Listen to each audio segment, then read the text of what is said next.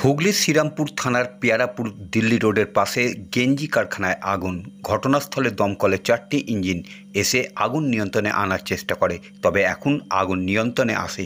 এই কারখানায় পশ্চিমবঙ্গ সরকারের উৎকর্ষ বাংলার PBSD এর উদ্যোগে বিনামূল্যে রেডিমেড পোশাক তৈরির প্রশিক্ষণ দেওয়া হতো বলেই জানা যাচ্ছে।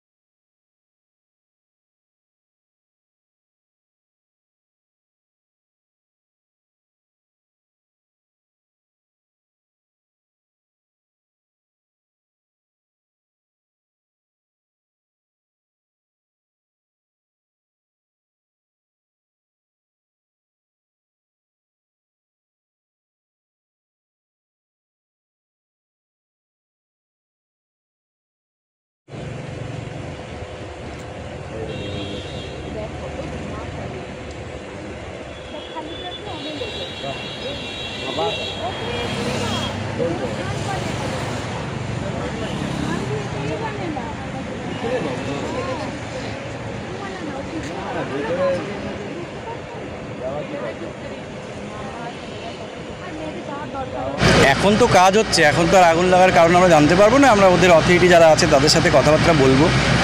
এখন 6টা গাড়িতে কাজ হচ্ছে, 2টো পাম্প আমরা আরও বসিয়েছি এক্সট্রা, প্লাস পাশের গোডাউন থেকে আরও জল আনা হচ্ছে। এইভাবে আগুনটাকে নেভানো হচ্ছে। এখানে গেঞ্জি তৈরি হয় শুনেছি, এবারে ভেতরে ঢুকে দেখতে হবে। কিছু মেশিনপত্র দেখলাম এবং প্রচুর কাপড় চোপড় আছে, গেঞ্জি তৈরি করার কাপড়, রেডিমেড গার্মেন্টস।